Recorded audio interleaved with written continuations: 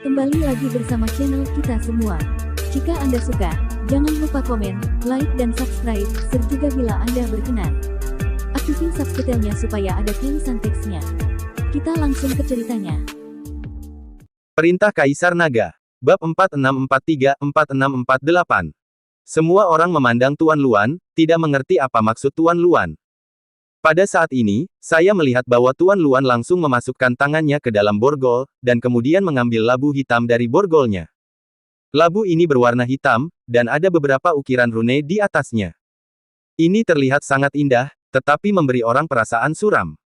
Saat Tuan Luan mengeluarkan labu itu, dia langsung membuka labu itu dan berteriak pada Dev, "Nak, biarkan kamu merasakan kekuatan menelan dari labu ini." Setelah berbicara, kekuatan hisap yang sangat kuat meledak dari labu itu. Dev tidak bereaksi sama sekali, dia hanya merasa bahwa ruang di sekitarnya tampak terkurung untuk sesaat, dan tubuhnya berhenti mendengarkan dirinya sendiri untuk sementara waktu. Dev melihat bahwa di sekelilingnya, seluruh ruang dan waktu sepertinya telah berhenti, tidak peduli bagaimana dia bergerak, dia sepertinya tidak dapat melarikan diri. Kemudian Dev merasakan kegelapan di depannya, dan dia langsung tersedot ke dalam labu oleh daya hisap yang sangat besar. Dev, Dev. Ketika Melanie melihat ini, dia berteriak kaget. Mengapa dia hilang? Mungkinkah Tuan Chen tersedot ke dalam labu? Rese berkata dengan kaget. Bahkan kakak Melanie dan Yordan memandang Tuan Luan dengan tak percaya, menatap labu di tangannya dengan kedua mata. Labu sekecil itu benar-benar bisa menaklukkan Dev, pria yang sangat sombong dan kuat, dalam sekejap. Ini terlalu keterlaluan. Tuan Luan, ini. Bahkan Yordan terdiam karena terkejut. Tuan Luan sangat puas dengan ekspresi semua orang, jadi dia dengan bangga menyegel labu itu. Baru saja, dia mengikuti Dev dengan melakukan berbagai teknik, tetapi itu hanya untuk membingungkan Dev, sehingga Dev mengira bahwa teknik formasinya tidak kuat, jadi Dev mengendurkan kewaspadaannya. Dengan cara ini, maka labu harta karun ini akan dapat berperan. Dengan cara ini, Dev tidak dapat menghindar, dan dia tidak menyerah dengan patuh. Selain itu, semakin Dev mulai tampil, semakin hebat dia, dan akhirnya dia bisa menunjukkan keunggulannya sendiri. Ini adalah pemikiran hati-hati Tuan Luan. Tuan Muda Qiyu, labu penelan langit ini diciptakan oleh guruku yang mengumpulkan lusinan ahli formasi. Jangan lihat labu yang hitam ini, memang tidak besar, tapi berisi ratusan formasi, dan juga berisi formasi ruang dan waktu yang paling misterius. Kemudian Dev tersedot ke dalam labu ini. Bahkan jika dia memiliki 3 kepala dan 6 lengan, dia tidak bisa melarikan diri. Aku ingin tubuhnya menderita dengan merasakan pedang angin di dalamnya. Lalu dia akan dengan patuh memohon belas kasihan dan memohon padaku untuk mengeluarkannya. Tuan Luan dengan bangga mengikuti Tulsen untuk memperkenalkan labunya. Tulsen terkejut ketika mendengarnya, dan melihat labu harta karun itu dengan tak percaya dan bertanya, "Tuan Luan, bisakah labu harta karun ini benar-benar menelan langit?" Tentu saja, tapi itu hanya bisa menelan langit dan bumi setinggi 100 kaki. Dia bisa menghentikan waktu dan mengubah ruang dalam jarak 100 kaki. Tuan Luan berkata dengan bangga. "Wow, ini sangat luar biasa, sangat luar biasa. Saya benar-benar tidak menyangka Tuan Luan masih memiliki harta karun seperti itu di tangan Anda. Mulai sekarang, keluarga Qiyu kami akan bergantung pada Tuan Luan." Tulsen menghormati Tuan Luan saat ini. Mudah diucapkan, mudah diucapkan. Tuan Luan sedikit tersenyum. Tulsen memandang Yordan dan kakak Melanie, lalu berkata, "Saya akan segera mengirim orang-orang, dan Anda akan terus menambang batu roperi. Karena Dev sudah ditangkap, dan ketiga orang ini tidak berguna lagi, bunuh saja mereka." Tulsen akan membunuh 2 saudara-saudari Xiong dan Melanie. Ketika kakak Melanie mendengar ini, dia tampak sedikit panik, dan dia melangkah maju dan berkata, "Tuan Muda Qiyu, Anda dapat menyerahkan ketiga orang ini kepada saya. Saya berjanji akan menangani mereka dengan bersih." Tulsen melirik kakak Melanie, mengangguk dan berkata, "Oke, tapi kamu tidak menginginkan kebaikan seorang wanita. Dalam menghadapi kepentingan, apa gunanya meskipun dia kerabatmu? Tapi jika ada yang memberitahu saya bahwa kamu berani melepaskannya, saya akan menghancurkan Anda hingga berkeping-keping. Jangan khawatir, Tuan Muda Qiyu, karena saya memilih untuk setia pada Anda, saya tidak akan pernah memiliki pikiran bercabang." Kakak Melanie berkata dengan datar. Tulsen melambaikan tangannya dengan puas, dan meminta kakak Melanie untuk membersihkan 2 saudara-saudari Xiong dan Melanie. Pada saat ini, Dev tersedot ke dalam labu harta karun, dikelilingi oleh ruang hampa yang gelap.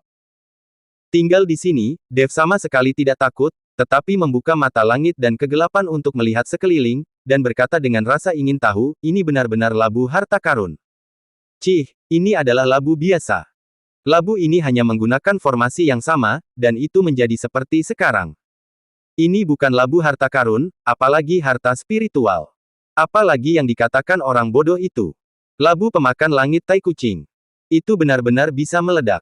Jika ini adalah labu penelan langit, apa bisa dibandingkan dengan binatang penelan langitku? Raja Iblis Awan Merah mendengus dingin dan berkata dengan sangat tidak senang. Jelas, orang ini tidak ingin ada yang meminjam kata penelan langit. Hanya binatang penelan langitnya yang layak untuk kata menelan langit. Mengapa kamu begitu bersemangat? Tentu saja saya tahu bahwa labu ini dikondensasi menggunakan metode pembentukan ditambah asal-usul ruang dan waktu.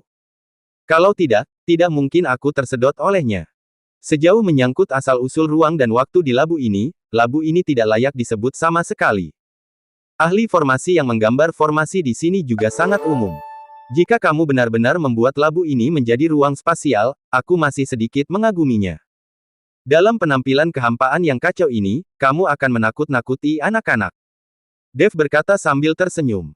Biksu yang mahir dalam asal-usul ruang dan waktu yang sebenarnya dapat membuka dunia, ruang spasial. Satu rumput, satu kayu, satu gunung, dan satu batu, semuanya dapat membuka dunia darinya. Adapun ukuran ruang spasial yang terbuka, itu tergantung pada kekuatan para biarawan. Alih-alih seperti ini, ruang yang kacau tidak memiliki tampilan dunia sama sekali. Cara-cara seperti itu masih berpengaruh pada para biksu yang belum memahami asal-usul ruang dan waktu. Tetapi menghadapi Dev, seorang biksu yang telah menguasai seni pola ilahi, dan juga telah menyadari asal-usul waktu, trik pediatrik semacam ini tidak dapat menjebaknya sama sekali. Meskipun ada ratusan formasi sihir yang digambarkan dalam labu kecil ini, semuanya tidak kuat, dan Dev dapat dengan mudah menghancurkannya. Srek, srek, srek. Tiba-tiba, kehampaan di sekelilingnya bergetar, dan Dev melihat pedang angin yang tajam menembakinya dari segala arah. Ternyata formasi angin juga tergambar di sini. Dev sedikit mengerutkan kening, lalu mengaktifkan tubuh emas yang tidak bisa dihancurkan dan membiarkan bila angin menghantam tubuhnya. Cahaya keemasan menyelimuti Dev, dan bila angin ini menghantam tubuh Dev seperti menggelitik, dan semua bila hancur dalam sekejap. Bila angin ini tidak dihasilkan oleh formasi. Dev merasakan aura di sekelilingnya, dan alisnya tidak bisa menahan cemberut. Dia mengira bila angin ini dihasilkan oleh formasi angin yang digambarkan dalam labu, dan dia baru saja terkena bila angin. Meskipun dia tidak terluka, aura yang meletus setelah bila angin patah jelas dia merasa sedikit ada yang salah, dan membuat Dev merasa sangat aneh. Ini adalah bila angin yang patah, yang kemudian berubah menjadi aura, dan kemudian berkumpul kembali untuk menyerang Dev. Dan posisi serangan bila angin ini tidak tetap, tetapi terus-menerus mencari kelemahannya. Dengan kata lain, bila angin ini tampaknya memiliki spiritual, bukan benda mati. Dengan bantuan mata langit dan kegelapan, Dev menemukan bahwa bila angin ini semuanya berasal dari satu formasi, tetapi di dalam formasi ini, ada sumber kekuatan. Ini jelas orang yang menggambarkan formasi, meninggalkan asal-usul sistem anginnya dalam formasi, sehingga bila angin ini tampaknya memiliki spiritual. Menghadapi bila angin yang tampaknya memiliki spiritual ini, hati Dev bergerak, dan mutiara pengikat angin tetap di genggamannya. Mutiara pengikat angin ini telah menjadi harta karun untuk mengendalikan elemen angin sejak zaman kuno, mampu menghentikan semua badai di dunia, dan bahkan menyerap esensi angin. Begitu pikiran Dev bergerak, mutiara pengikat angin perlahan melayang dari tangan Dev, tergantung di atas kepalanya, memancarkan cahaya biru samar, yang sangat kontras dengan kegelapan kacau di sekitarnya. Biar ku coba, bisakah mutiara pengikat angin ini menyimpan semua bila angin aneh ini? Dev berbisik, rasa ingin tahu dan harapan berkilauan di matanya. Mengikuti bimbingan pikirannya, cahaya biru di permukaan mutiara pengikat angin menjadi semakin menyilaukan, seperti pusaran air besar, yang mulai berputar perlahan, menarik bila angin di sekitarnya. Bila angin yang awalnya berkeliaran, mencari peluang untuk menyerang, setelah menghadapi hisapan yang dilepaskan oleh mutiara pengikat angin, mereka mengubah arah secara tak terduga, seolah-olah ditarik oleh tali yang tak terlihat, dan terbang menuju mutiara pengikat angin satu demi satu. Pada saat setiap bila angin mendekati mutiara pengikat angin, itu dengan lembut terbungkus cahaya biru di permukaannya, dan kemudian berubah menjadi untaian esensi angin murni, yang perlahan diserap oleh mutiara pengikat angin. Proses ini sunyi dan penuh dengan kekuatan misterius, yang membuat Dev diam-diam terkejut. Seiring waktu, semakin sedikit bila angin di dalam labu benar-benar menghilang. Mutiara pengikat angin menjadi lebih lembut dan tembus cahaya, seolah menyerap rima spiritual angin antara langit dan bumi, dan hubungan dengan Dev menjadi lebih dekat. Dev dapat merasakan bahwa melalui proses ini, pemahaman dan pengendaliannya terhadap elemen angin telah membuat lompatan kualitatif. Benar saja, ini bukan hanya serangan bila angin sederhana, tetapi juga demonstrasi langsung tentang asal-usul angin. Dev tiba-tiba menyadari, dan rasa pencerahan melonjak di dalam hatinya, melalui media mutiara pengikat angin, saya dapat melihat sekilas misteri asal-usul angin. Panen ini jauh lebih berharga daripada melarikan diri dari labu ini. Setelah benar-benar menyerap semua bila angin, Dev memejamkan mata dan berkonsentrasi, dan mulai memahami elemen angin yang melonjak di tubuhnya. Dia menemukan bahwa persepsinya tentang angin menjadi lebih tajam dari sebelumnya, dan dia bahkan dapat mendeteksi setiap perubahan halus dalam aliran angin di udara. Asal-usul angin, asal-usul 5 elemen, sekarang tampaknya berada dalam jangkauan. Di ruang asal Dev, bintang-bintang dari sistem angin perlahan memancarkan cahaya. Meskipun cahayanya tidak terlalu terang, Dev tahu bahwa selama dia memiliki kesempatan untuk menyerap sistem angin, bintang ini akan menjadi semakin terang. Pada saat ini di luar, Tuan Luan dengan bangga menunjukkan labu kepada Tulsen sebagai mahakaryanya. Seperti yang diketahui semua orang, Dev di dalam labu sedang mengalami transformasi. Di dalam labu, Dev perlahan membuka matanya, cahaya percaya diri berkilauan di matanya. Dia menarik napas dalam-dalam, seolah-olah dia telah memasukkan seluruh ruang dan waktu di dalam labu ke dalam dadanya, dan kemudian dengan dorongan lembut dari tangannya, dia melihat lapisan riak di ruang hampa di dinding bagian dalam labu, dan retakan halus muncul dengan tenang. Dan berkembang pesat. Sudah waktunya untuk keluar. Dev berbisik, sosoknya berubah menjadi aliran cahaya, dengan mudah menembus labu, dan kembali ke dunia nyata.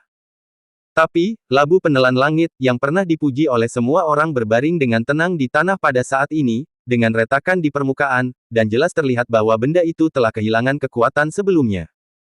Setelah melihat ini, wajah Tuan Luan menjadi pucat dalam sekejap, menatap semua yang ada di depannya dengan tak percaya. Dan penampilan Dev bahkan lebih seperti palu, menghantam hati semua orang dengan keras. Terutama Yordan, dia ingin terus menambang batu roh peri, tetapi dia tidak menyangka bahwa setelah beberapa saat, Dev bisa keluar dari apa yang disebut labu penelan langit. Pada saat ini, mata Yordan penuh dengan kengerian dan keputusasaan. Pada saat ini, di sisi lain, kakak Melanie sedang mengawal dua saudara-saudari Xiong dan Melanie, berjalan menuju hutan lebat di sampingnya. Dia akan membunuh semua orang di hutan lebat itu. Kakak, jangan terobsesi, apakah kamu benar-benar akan membunuh kami bertiga? Lebih baik kamu lari bersama kami. Melanie menatap kakaknya dengan berlinang air mata dan membujuknya. Berhentilah bicara, akhirnya aku punya kondisi seperti ini, bagaimana aku bisa menyerah? Kita dua saudara laki-laki dan perempuan selalu menjadi objek penghinaan. Kali ini saya bisa bergabung dengan keluarga Qiyu, dan saya bisa berjalan menyamping di Kitabisa. Saya ingin melihat siapa yang berani memprovokasi saya. Adik, jangan khawatir. Aku akan melakukannya dengan cepat, sehingga kamu tidak akan merasa sakit. Kakak Melanie menatap Melanie, matanya penuh dengan kekejaman. Sialan. Apakah kamu masih manusia? Bahkan kamu masih mau membunuh adikmu sendiri. Rese memandang kakak Melanie, dan wajahnya memerah karena marah. Rese juga memiliki adik perempuan, tapi dia lebih baik mati daripada membunuh adik perempuannya. Boom!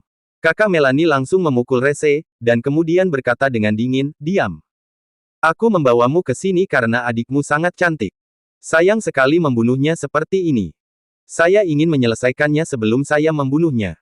Mata kakak Melanie berkedip karena keserakahan dan keganasan, dia mendorong Rese ke samping dan mendekati Grace selangkah demi selangkah. Grace mundur dengan ngeri, matanya penuh keputusasaan. Melanie menarik tangan kakaknya dengan erat, suaranya bergetar dan memohon, kakak, tolong, lepaskan mereka. Mereka semua tidak bersalah. Jika kamu merusak adikku, aku bersumpah tidak akan pernah memaafkanmu. Melihat kakak Melanie hendak menggagahi adik perempuannya, Rese gemetar karena marah dan meraung keras. Tapi itu tidak bisa menghentikannya sama sekali. Kekuatan spiritual mereka bertiga telah lama disegel, dan mereka adalah orang-orang biasa saat ini. Adik, pergi dari sini, jika aku tidak melihat bahwa kamu adalah adik perempuanku sendiri, aku bahkan akan bermain denganmu. Ini kerugian besar untuk diberikan kepada Dev itu. Saya pikir anak itu memiliki latar belakang yang dalam dan aku bisa makan dan minum bersamanya, tetapi saya tidak mengira dia bukan siapa-siapa. Kakak Melanie mendorong Melanie menjauh, menyebabkan Melanie jatuh ke tanah dengan keras. Melihat kakak laki-lakinya seperti binatang, Melanie menangis, dan hatinya tercabik pisau saat ini. Dia berusaha keras untuk menyelamatkan kakaknya, tetapi dia tidak menyangka kakaknya ternyata orang seperti itu. Bahkan memikirkan tubuh adiknya sendiri. Orang ini lebih buruk dari babi dan anjing. Kakak Melanie memandang Grace dengan mencibir di sudut mulutnya, dan mengulurkan tangannya untuk meraih Grace. Kamu binatang buas. Kami tidak akan membiarkanmu pergi. Grace berteriak. Hahaha, aku adalah binatang, jadi apa yang bisa aku lakukan? Aku belum pernah bermain dengan wanita cantik sepertimu. Jika Anda bermain dengan Anda sekali, bahkan jika Anda mati, itu sangat berharga. Setelah berbicara, kakak Melanie bergegas menuju Grace, dan Grace ditekan oleh kakak Melanie. Mata kakak Melanie merah, dan dia terus merobek pakaian Grace. Grace berjuang mati-matian, berteriak minta tolong, tetapi di pegunungan dan yang hutan lebat ini, siapa yang bisa menyelamatkannya? Rese melihat saudara perempuannya dipermalukan, dan sedikit tekad muncul di matanya. Dia tahu bahwa dia tidak dapat bersaing dengan kakak Melanie dalam keadaannya saat ini, tetapi gagasan untuk melindungi adik perempuannya membuatnya meledak dengan keberanian yang belum pernah terjadi sebelumnya. Dia tiba-tiba melepaskan diri dari rasa terikat yang ditimbulkan oleh kekuatan spiritual yang tersegel, meskipun kekuatannya masih lemah, itu sudah cukup baginya untuk mengambil tindakan. Aku bersumpah demi garis keturunanku untuk menjaga sampai mati. Rese meraung dengan suara rendah, seolah-olah beberapa kekuatan kuno di tubuhnya telah dibangunkan, matanya langsung memerah, dan ada kilatan api samar di sekujur tubuhnya. Ini adalah kekuatan penjaga yang berasal dari leluhur, yang terbangun di saat kritis. Setelah melihat ini, sedikit keheranan melintas di wajah kakak Melanie, tetapi segera digantikan oleh cibiran, dengan kekuatan sekecil itu, Anda ingin menghentikan saya. Dia melambaikan telapak tangannya dengan jijik dan langsung memukul mundur Rese. Rese, yang baru saja melepaskan diri dari segel, belum sepenuhnya pulih. Kakak, hentikan, hentikan. Melanie berlari, menarik kakaknya dengan putus asa, dan memintanya untuk melepaskan Grace. Sekarang kakak Melanie adalah orang yang terkuat di sana, tidak mungkin Grace bisa dibebaskan. Pergi dari sini. Kakak Melanie menamparnya dengan satu telapak tangan, dan langsung menamparkan Melanie. Tubuh Melanie jatuh dengan keras ke tanah, memuntahkan darah. Tetapi kakak Melanie bahkan tidak memandang Melanie, dia hanya memandang Grace yang berada di bawahnya. Pada saat ini, Dev mendengar teriakan minta tolong, dan alisnya langsung mengerutkan kening. Karena dia mendengarnya, itu adalah suara Grace. Terlihat bahwa pakaian Dev bergoyang tanpa angin, dan kemudian ada angin kencang di pegunungan dan hutan di sekitarnya, dan dedaunan berguncang. Dev mulai menggunakan kekuatan asal-usul angin, dan suara angin yang aneh tiba-tiba terdengar. Di pegunungan dan hutan yang awalnya tenang, tiba-tiba ada angin kencang, dan dedaunan beterbangan. Kakak Melanie terkejut, dan gerakannya berhenti tanpa sadar. Segera setelah itu, dia terkejut menemukan bahwa angin kencang yang tiba-tiba bertiup di sekelilingnya mulai berubah menjadi bila angin, menabraknya. Ini, apa yang terjadi? Kakak Melanie terkejut, dan mereka terus menghindari bila angin, dan dia tidak pernah memiliki kesempatan untuk menekan Grace lagi. Setelah melihat ini, Grace buru-buru bangkit dan berlari menuju Melanie dan Rese. Adik, apa yang terjadi? Rese mengkhawatirkan keselamatan adik perempuannya. Rese melihat bila angin yang tiba-tiba ganas, wajahnya penuh keterkejutan, dia tidak mengerti angin kencang yang tiba-tiba ini, bagaimana mungkin ada bila angin. Ini jelas angin kencang yang diciptakan oleh seseorang, dan bila angin ini pasti dibuat oleh pihak lain. Tapi di tempat ini, siapa yang membantu mereka? Tepat ketika Rese tidak bisa menebak siapa yang membantu, sesosok perlahan muncul. Tuan Chen. Melihat orang ini, Rese terkejut. Dia tidak menyangka itu adalah Dev. Setelah Grace dan Melanie melihat bahwa Dev yang datang, mereka langsung bersemangat dengan berlinang air mata. Kakak Melanie juga sedikit tercengang, menatap Dev dengan tak percaya. Kamu, bukankah kamu tersedot ke dalam labu itu dan terjebak di dalamnya? Kakak Melanie bertanya dengan tidak percaya. Pada saat ini, Tulsen, Tuan Luan, dan Yordan juga mengejarnya. Angin kencang yang tiba-tiba barusan juga membuat beberapa orang gemetar di hati mereka. Hanya labu yang rusak itu masih ingin menjebakku. Itu mimpi yang gila. Jika bukan karena asal-usul sistem angin di dalam labu, saya sudah keluar sejak lama. Dev tersenyum menghina. Ketika Tuan Luan mendengarkan kata-kata Dev, wajahnya memerah dan putih. Dia baru saja membual bahwa labunya sangat kuat, dan sekarang wajahnya langsung dipukul. Tuan Luan, cepat dan gunakan formasimu untuk menangkapnya. Kakak Melanie memandang Tuan Luan dan berkata. Tapi Tuan Luan mengabaikannya, tapi menatap Dev dengan ekspresi serius di wajahnya. Dev melirik Grace. Pada saat ini, pakaian Grace sudah rusak, dan sebagian besar kulit seputih salju terbuka. Kulitnya halus dan halus, seolah-olah telah direndam dalam susu. Selain pipi memerah Grace, Dev juga merasakan gelombang darah saat melihatnya. Tidak heran kakak Melanie tidak bisa menahan nafsunya sama sekali. Pada saat ini, Melanie tampak sedikit malu, dengan darah masih mengalir dari sudut mulutnya, dan wajahnya semakin pucat. Dia melakukan semua ini. Dev bertanya pada saudara perempuannya dan Grace. Kedua gadis itu mengangguk sedih, yang membuat Dev tiba-tiba marah. Anda tahu, Dev telah bekerja sangat keras untuk menyelamatkan kakak Melanie. Tetapi pada akhirnya, ternyata menjadi hasil ini. Kamu pantas mati. Dev memandang kakak Melanie, mengertakkan gigi dan meludahkan 3 kata. Mendengar 3 kata ini, kakak Melanie sangat ketakutan sehingga dia mengguncang tubuhnya, dan buru-buru bersembunyi di belakang Tulsen dan Tuan Luan. Dev berjalan menuju kakak Melanie selangkah demi selangkah, aura mengerikan dari tubuhnya membuat kakak Melanie tidak bisa bernapas sama sekali. Pergi dari sini. Dev berkata dengan dingin kepada Tulsen dan Tuan Luan. Tulsen terkejut dan ingin mengatakan sesuatu, tetapi merasakan niat membunuh pada tubuh Dev, dia akhirnya menutup mulutnya dan perlahan menjauh dari kakak Melanie. Tuan Luan juga buru-buru menghindarinya. Mustahil bagi mereka untuk melakukannya dengan Dev. Dapat dikatakan bahwa kakak Melanie bahkan tidak sebagus semut di mata mereka. Tuan Muda Qiyu, Tuan Muda Qiyu. Kakak Melanie tercengang dan buru-buru ingin meminta bantuan, tetapi Tulsen bahkan tidak melihatnya. Kakak Melanie melihat bahwa Tulsen dan Tuan Luan telah meninggalkannya, dan ketakutan melonjak seperti air pasang di hatinya. Dia mundur lagi dan lagi sampai dia tidak bisa mundur, menyandarkan punggungnya ke batu besar, wajahnya sepucat kertas, matanya penuh keputusasaan dan kengerian. Kakak ipar, tidak, tidak, tidak. Dev. Tidak, tidak. Tuan Chen, lepaskan aku. Saya salah, saya seharusnya tidak memulai dengan Grace, apalagi mengabaikan kasih sayang saudara-saudari. Saya hilaf. Suara kakak Melanie bergetar, dan nadanya penuh dengan permohonan dan pertobatan. Dev tidak tergerak oleh ini, matanya sedingin es, seolah membekukan kakak Melanie sepenuhnya. Kesalahanmu bukanlah sesuatu yang bisa dibuat-buat oleh sebuah kehilafan. Apa yang kamu sakiti bukan hanya Grace dan adik perempuanmu, tetapi juga jiwa dan kemanusiaanmu sendiri. Suara Dev dingin dan kejam, seolah-olah kakak Melanie telah dijatuhi hukuman mati. Ketika kakak Melanie mendengar ini, kakinya melunak ketakutan, dan dia berlutut di tanah. Adik, kakakmu salah, bantu aku, bantu aku. Kakak Melanie hanya bisa meminta bantuan Melanie saat ini. Melanie memandang kakaknya dari samping, dan air mata jatuh lagi. Dia sama-sama sedih dengan perbuatan jahat kakaknya dan takut dengan tekad Dev. Dia tahu bahwa pada saat ini, tidak peduli seberapa banyak dia memohon, dia tidak dapat mengubah keputusan Dev. Dev, saya bersedia menukar hidup saya dengan hidup saudara laki-laki saya, hanya meminta Anda untuk memberinya kesempatan untuk berubah.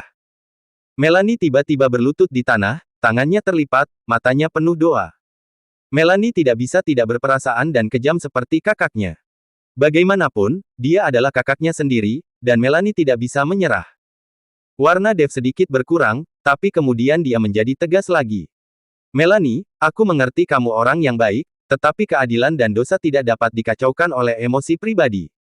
Tingkah laku kakakmu telah menyentuh garis bawahku. Setelah berbicara, sosok Dev bergerak dan muncul di depan kakak Melanie seperti hantu. Satu tangan diangkat dengan lembut, dan cahaya guntur berkelap-kelip di telapak tangannya. Itu adalah pukulan fatal yang akan dia lepaskan. Tidak. Jangan. Tuan Chen, saya salah, saya benar-benar salah. Kakak Melanie berteriak putus asa, tetapi semuanya tidak dapat diperbaiki. Dengan kilatan petir, tubuh kakak Melanie benar-benar tertelan, hanya menyisakan pakaian yang terbakar dan bau daging hangus di udara. Hidupnya, pada saat ini, benar-benar berakhir. Dev menarik tangannya dan menatap Melanie dengan mata yang rumit, saya harap kejadian ini akan memberi Anda pelajaran. Ada keserakahan dan pikiran jahat dalam kodrat manusia, setelah dimanjakan, itu hanya akan menyeret manusia ke dalam jurang maut. Untuk beberapa orang, beberapa hal dapat dimaafkan, tetapi beberapa orang tidak akan pernah bisa dimaafkan. Jangan salahkan aku. Saat ini, Melanie hanya bisa menangis tanpa daya. Di mana dia memenuhi syarat untuk menyalahkan Dev. Itu semua salah kakaknya. Di sisi Tulsen dan Tuan Luan, melihat kakak Melanie yang menghilang, ekspresi di wajah mereka menjadi lebih serius. Metode dan kekuatan Dev memengaruhi kognisi mereka berulang kali. Pada saat ini, yang paling takut adalah Yordan. Awalnya dia akan mendapat banyak uang, jadi semakin dia berpikir bahwa jika dia berlindung di Mansion Qiyu, sehingga dia akan menjadi makmur dan kaya, dengan pakaian bagus dan makanan giok. Tapi sekarang sepertinya semuanya salah. Dia sedikit menyesal saat ini, dan menyesal setuju untuk bekerja sama dengan keluarga Qiyu. Akan lebih baik untuk menambang batu peri ini untuk Dev. Sekarang dia menyesalinya, tapi itu sudah terlambat, dan dia tidak tahu apa yang akan terjadi padanya. Yordan mengarahkan pandangannya pada Tulsen dan Master Luan. Dia tahu bahwa Dev pasti tidak akan melepaskannya, dan sekarang dia hanya bisa meminta bantuan dua orang ini. Bersambung.